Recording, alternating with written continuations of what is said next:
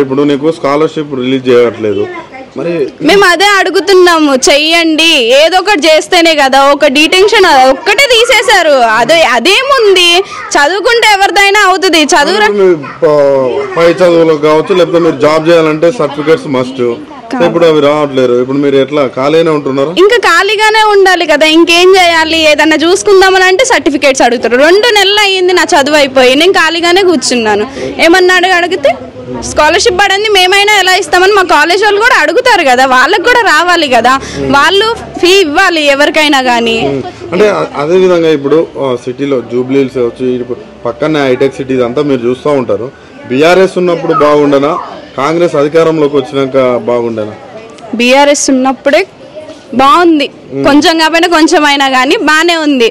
ఈయన ఏం చేస్తున్నారో మాకు తెలీదు ఇప్పటికైతే మాకైతే ఏమీ అందలేదు ఏమీ జరగలేదు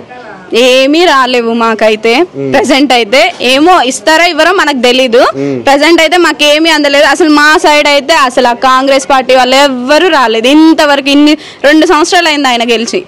ఒక్కరు కూడా మా సైడ్ వచ్చి తొంగి చూసిన వాళ్ళు కాదు చేసిన వాళ్ళు కాదు